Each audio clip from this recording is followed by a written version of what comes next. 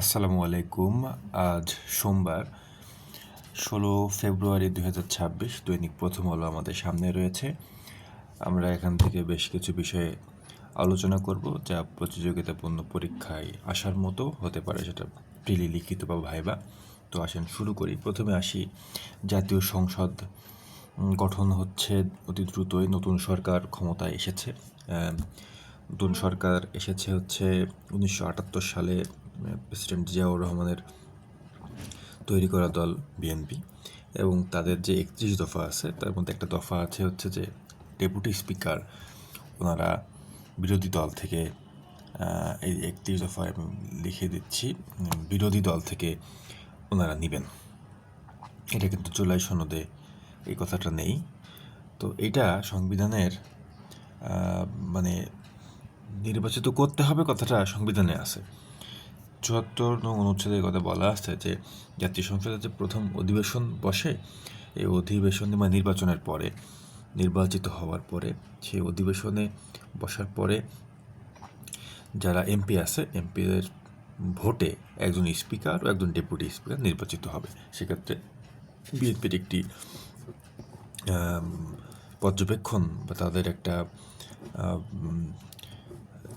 31 দফায় একটা অঙ্গীকার, তা হচ্ছে যে ডেপুটি স্পিকার একজন বিরোধী দল থেকে নেবেন যাতে ভারসাম্যটা রক্ষা পায়। এটা সংবিধানের নির্বাচন করার বিষয়টা সংবিধানের 74 নম্বর অনুচ্ছেদে আছে। আর 77 নম্বর অনুচ্ছেদে আছে ন্যায়পাল নিয়োগের কথা। ন্যায়পাল নিয়োগ আমাদের সংবিধানের 77 নম্বর অনুচ্ছেদে ন্যায়পালের কথা বলা থাকলেও ন্যায়পাল কখনো নেওয়া হয় নাই। আর 1809 সালে ন্যায়পাল নিয়োগ দেয় বিশ্বের প্রথম দেশ হিসেবে হচ্ছে সুইডেন নিয়োগ দেয়। আবার এই সুইডেনকে কিন্তু বিশ্বের প্রথম কল্যাণকর বা ওয়েলফেয়ার স্টেট বলা হয়। তো এখান থেকে আমরা সরে অন্যখানে যাই। আসেন, আজকে বেশ নির্বাচনের খবরে ভরে গেছে পেপারগুলা।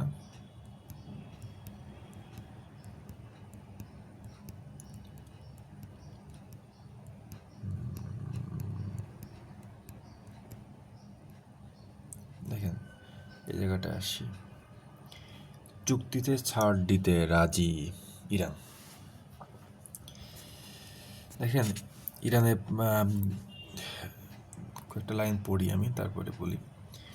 যুক্তরাষ্ট্রের সঙ্গে পরমাণু চুক্তির জন্য ছাড় দেওয়ার বিষয়ে প্রস্তুত ইরান। এজন্য ওয়াশিংটনকে তেহরানের উপর থেকে নিষেধাজ্ঞা তুলে নেওয়ার আলোচনায় আগ্রহী থাকতে হবে। তবে নিজেদের ক্ষেপণাস্ত্রের বিষয়ে কোনো ছাড় দিতে রাজি নয় তেহরান। গতকাল রোববার সংবাদ মাধ্যম বিবিসিকে প্রকাশিত এক সাক্ষাৎকারে কথা বলেছেন ইরানের পররাষ্ট্র উপমন্ত্রী মজিদ তাকত রাভানচি। ইরান যুক্তরাষ্ট্র চলমান উত্তেজনার মধ্যে সম্প্রতি পরমাণু নিয়ে চুক্তি ওমানের রাজধানী মাস্কাটে আলোচনায় বসেছে দুই দেশ। আগামীকাল মঙ্গলবার সুইজারল্যান্ডের জেনেভা শহরে দ্বিতীয় ধাপের আলোচনা হতে পারে বলে জানিয়েছেন মজিদ তাকত। বিবিসিকে তিনি বলেন, প্রথম ধাপের আলোচনা কম বেশি ইতিবাচক দিকে এগিয়েছে, তবে কতটুকু সফল হয়েছে তা বলার অপেক্ষা রাখে দিই। দেখেন, যুক্তরাষ্ট্র ইরানের উপরে চাপ প্রয়োগ করতে চাচ্ছে নানানভাবে, এমনকি যদি সরকার উৎখাত করতে হয় সেদিকেও তারা যেতে রাজি, যেমনটা ভেনেজুয়েলার ক্ষেত্রে হয়েছে এই বছরের 3 জানুয়ারিতে। অপারেশন যে 3 জানুয়ারি 2026 সালে অপারেশন দ্য অ্যাবসোলিউট রিসলভ, এবং এটার মাধ্যমে যে ডেল্টা ফোর্স পাঠিয়ে নিকোলাস মাদুরো এবং তার স্ত্রীকে তুলে আনা হলো নানান অভিযোগে। তো এটার একটা তো বিশ্ব তো সেটা নীরবে মেনে নিলই তো, এভাবে এক প্রকার। তো এই ধরনের একটা উৎখাতময় পরিস্থিতি তৈরি করে রেখেছে যুক্তরাষ্ট্র, সেটার প্রতিফলন ইরাকেও তারা দেখাতে চায় বা বলছে আর কি, যে আমরা রাজি আছি। এখন এখানে সবচেয়ে বেশি এই আগুনে কিন্তু ঘি ঢালছে যে আপনার ইরানের সাবেক শাহের ছেলে রেজা পাহলভি। উনি কিন্তু নির্বাসনে আছেন যুক্তরাষ্ট্রে, এবং ইরানের যে 1979 সালে যে ইসলামী বিপ্লব হয়, এই বিপ্লবের ফলে ওনারা সবাই উৎখাত হন এবং তিনি এই যে রেজা শাহ পাহলভীর তারা কিন্তু এই তারা কিন্তু চাচ্ছেন যে ধর্মনিরপেক্ষ দেশ হোক বা যুক্তরাষ্ট্র সেখানে হস্তক্ষেপ করে ক্ষমতা পরিবর্তন করুক। সেক্ষেত্রে উনি কিন্তু যুক্তরাষ্ট্রে বিভিন্ন জায়গায় কথা বলছেন, আলোচনা করছেন, জনসমর্থন যোগাচ্ছেন, বিক্ষোভের কথা বলছেন এবং সম্প্রতি যে বিক্ষোভ ইরানে হয়ে গেছে এই বিক্ষোভের পেছনে উনি কিন্তু ইন্ধন জুগিয়েছেন এবং উনি কিন্তু এই যে বিভিন্ন সম্মেলনে কথাও বলছেন অর্থাৎ এবং উনি একটা কথা এখানে আছে যে শনিবার ট্রাম্প বলেন ইরানে ক্ষমতা পরিবর্তন হওয়াটা সবচেয়ে ভালো উপায়। এই বক্তব্যের পর শনিবার জার্মানির মিউনিকে এক সমাবেশে পাহলভী কিন্তু জার্মানির মিউনিক যে নিরাপত্তা সম্মেলন 60টার বেশি দেশ এখানে আছে এবং তারা যে আলোচনা করছে যে রাশিয়া ইউক্রেন যুদ্ধ, তারপর হচ্ছে যে মধ্যপ্রাচ্য সংকট, ন্যাটোর মধ্যে যে একটা দর কষাকষি মনোমালিন্য এইসব নিয়ে আলোচনা করছে। সেখানে কিন্তু এই পাহলভী কথা বলছেন যে তিনি ইরানে একটি ধর্মনিরপেক্ষ গণতান্ত্রিক ভবিষ্যৎ গড়ে তোলার জন্য নেতৃত্ব দিতে প্রস্তুত আছেন এবং এই এই এই 2 লাখ প্রায় সমর্থক ছিল তার সামনে। তো তিনি এই কথা বলছেন যে আমরা গণতান্ত্রিক প্রক্রিয়া চাই, তারপরে আমাদের ভোটাধিকার প্রয়োগ করতে চাই। তো এই দিকে বেশ কিছুটা তখন এই যে চাপটা চতুর্মুখী চাপ প্রয়োগ করে একটা চুক্তি করতে চাচ্ছে ইরানের সাথে, কিন্তু ইরান তার পারমাণবিক যে সমৃদ্ধশালী যে তার পারমাণবিক বিষয়গুলো আছে, ইউরেনিয়াম আছে, সে এটা কমাতে চাচ্ছে না বা কমালেও সেটা বলতে চাচ্ছে না কতটুকু কমাবো। কিন্তু যুক্তরাষ্ট্র চাচ্ছে যে কোনোভাবে তাদের পারমাণবিক শক্তিধর রাষ্ট্র হিসেবে গড়ে তোলা যাবে না। হ্যাঁ, এই জন্য যা যা করার দরকার সেটা তিনি করে যাচ্ছেন। এখন এখানে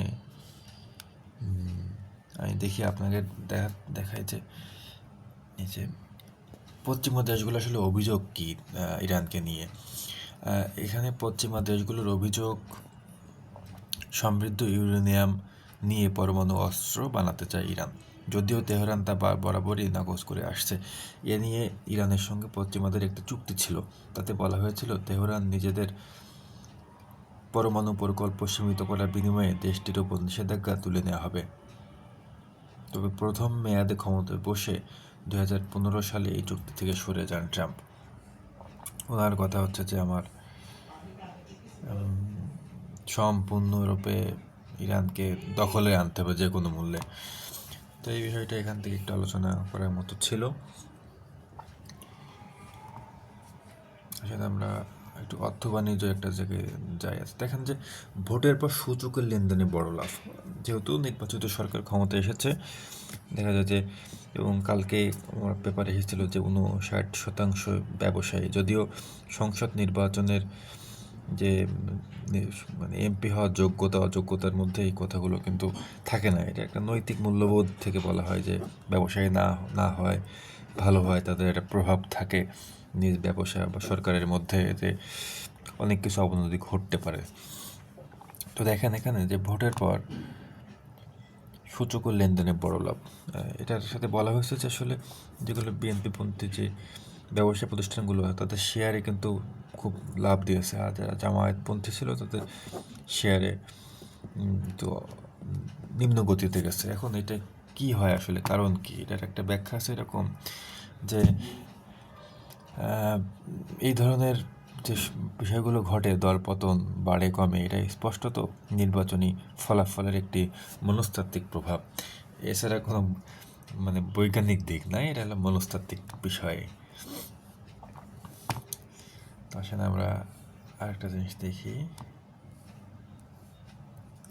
হ্যাঁ, এটা অনেকক্ষণ ধরে আমি বোঝার চেষ্টা করছিলাম, এটার একটু আলোচনা করব। দেখেন যুক্তরাষ্ট্রের সঙ্গে বাণিজ্যের ক্ষেত্রে নতুন মাত্রা যোগ হয়েছে, যেটা একটা ব্যাখ্যা করেছে প্রথম আলো।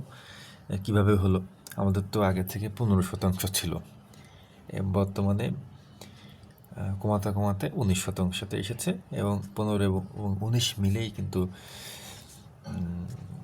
34% আমাদের এখন শুল্ক আরোপ করা হয়েছে মার্কিন প্রশাসন থেকে, যাকে বলা হচ্ছে যে রেসিপ্রোকাল ট্যারিফস বা মার্কিন শুল্ক আরোপ বা ট্রাম্পের শুল্ক।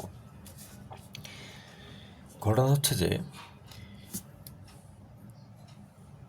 দীর্ঘ আলোচনার পর শুল্কাহার কমানো, পোশাক খাতে বিশেষ সুবিধা ও বাজার প্রবেশাধিকারের বিস্তার সব মিলিয়ে বাংলাদেশ ও যুক্তরাষ্ট্রের পারস্পরিক বাণিজ্য চুক্তি দুই দেশের বাণিজ্য সম্পর্কে নতুন মাত্রা যোগ করেছে।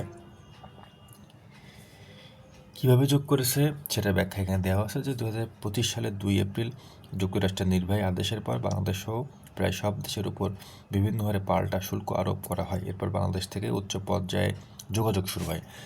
বাণিজ্য মন্ত্রণালয়ের নেতৃত্বে জাতীয় রাজস্ব বোর্ড এনবিআর, সংশ্লিষ্ট মন্ত্রণালয় ও ওয়াশিংটনে বাংলাদেশ দূতাবাসের সমন্বয়ে ধারাবাহিক আলোচনা চলে। প্রায় 9 মাস দর কষাকষির পর বাংলাদেশের ওপর আরোপিত পারস্পরিক শুল্ক 20% থেকে কমিয়ে 19% নামানো হয়।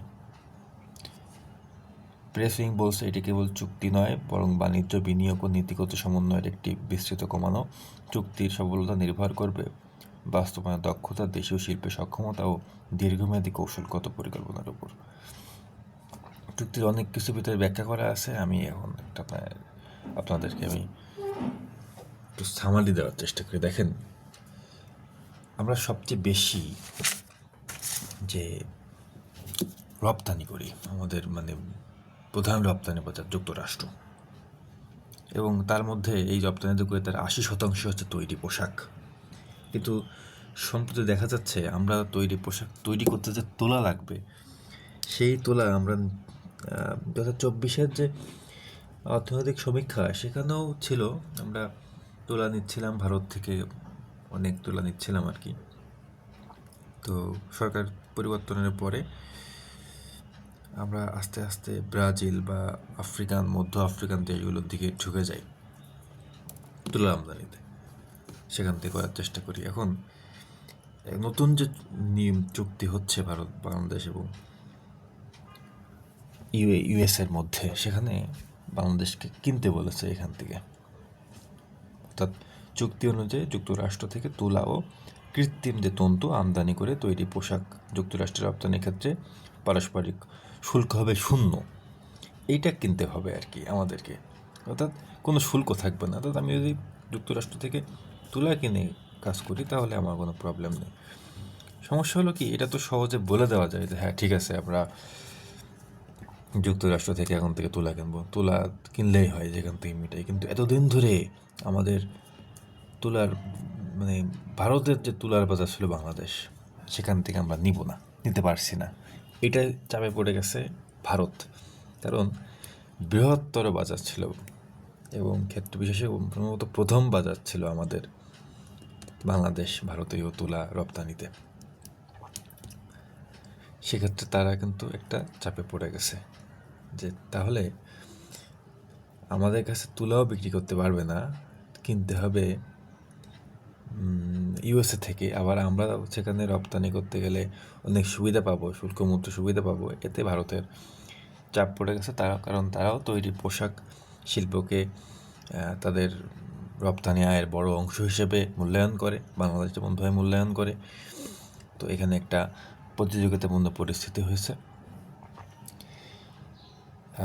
সেই কথাটা এখানে ভারতীয় পত্রিকাতে, বিভিন্ন পত্রিকার বিষয়ে লেখা হয়েছে এবং এখানেও এটা লেখা হয়েছে। দেখেন যে এতে বৈশ্বিক বাজারে প্রতিযোগিতা ধরে রাখার সুযোগ তৈরি হবে, বিশেষ করে ভিয়েতনাম, ভারত সহ অন্যান্য উৎপাদক দেশের সঙ্গে প্রতিযোগিতায় এই সুবিধা গুরুত্বপূর্ণ হতে পারে। বাজার প্রবেশাধিকারের দিক থেকেও চুক্তিটি উল্লেখযোগ্য। এর আওতায় বাংলাদেশ যুক্তরাষ্ট্রের বাজারে প্রায় 2500 পণ্যে শুল্কমুক্ত প্রবেশাধিকার পেয়েছে। এর মধ্যে রয়েছে বিভিন্ন ঔষধ, কৃষিপণ্য, প্লাস্টিক, কার্ড ও কার্ডজাত পণ্য। দেখেন যে অন্যদিকে বাংলাদেশ 7132টি ট্যারিফ লাইন যুক্তরাষ্ট্রকে অফার তালিকায় অন্তর্ভুক্ত করেছে। এর মধ্যে 4922টি ট্যারিফ লাইনে চুক্তি কার্যকর হওয়ার দিন থেকেই শুল্কমুক্ত সুবিধা কার্যকর হবে, যার মধ্যে 441টি আগে থেকেই শূন্য ছিল। 1538টি ট্যারিফ লাইনে 5 বছরে এবং 672টি লাইনে 10 বছরে ধাপে ধাপে শুল্ক শূন্যে নামানো হবে। তবে 326টি ট্যারিফ লাইন শুল্কমুক্ত সুবিধার বাইরে রাখা হয়েছে। একই ধরনের চুক্তিতে এত স্পষ্ট ধাপ সাধারণত দেখা যায় না বলে বিজ্ঞপ্তিতে উল্লেখ করা হয়। দেখেন, উৎস বিধির ক্ষেত্রে বিদেশি বা দেশীয় মূল্য সংযোজনের নির্দিষ্ট হার পেতে দেওয়া হয়নি, ফলে শুল্কমূল্য সুবিধা পেতে জটিল মানদণ্ড পূরণের চাপ তুলনামূলক কম হবে, যা রপ্তানিকারকদের জন্য বাজার সুবিধা তৈরি করতে পারে। এর মাঝে দাঁড়াচ্ছে যে আমাদের শুধু আমরা মানে শুল্ক 1% কমলো বা অনেকখানি কমলো এটা না, পাশাপাশি আমরা কিছু সুবিধাও পাচ্ছি। আমাদেরকে শুল্ক মুক্তও কিছু ক্ষেত্রে রাখা হচ্ছে যদি আমরা যুক্তরাষ্ট্রের যে চুক্তির কথা বা নিয়মকানুন বা শর্তগুলো পূরণ করি, এক্ষেত্রে আমরা সুবিধা পাবো। এই জন্য আমরা ভিয়েতনাম বা ভারতের চেয়ে ওইদিকে সুবিধা পাবো। দিন শেষে ইউএসএ তার প্রোডাক্ট সেল করবে বাংলাদেশে, এই বাজারটা যাতে ঠিক থাকে এটা তারা দেখবে। এটা হচ্ছে যুক্তরাষ্ট্রের সঙ্গে বাণিজ্যের ক্ষেত্রে নতুন মানে এটা সুবিধার কথা এখানে উল্লেখ করা হয়েছে অনেক শর্ত দেওয়ার পরবর্তী সময়, এবং সেক্ষেত্রে 2500 পণ্যে শুল্কমুক্ত প্রবেশাধিকার কথা এখানে আসলো। তবে এই শর্তগুলোকে নতুন করে কঠোর শর্ত হিসেবে দেখা হচ্ছে না, মোটামুটি সহজই, কারণ আমাদের তো তুলা কিনতেই হবে। কিন্তু ভারত বাংলাদেশের যে সম্পর্ক ক্ষেত্রে কি হতে পারে, এটা একটা গুরুত্বপূর্ণ ফ্যাক্টর হয়ে দাঁড়াবে, কারণ অতি দ্রুতই ভারত বাংলাদেশের সম্পর্ক স্বাভাবিকরণ হওয়ার জায়গায় যাচ্ছে এবং দু দেশের মধ্যে বাণিজ্য বাড়তে থাকবে। অর্থাৎ এখন কি হতে যাচ্ছে এটা নিয়ে আমরা হয়তো সামনের দিকে দেখতে পাবো। আজকে এই পর্যন্তই। আসসালামু আলাইকুম।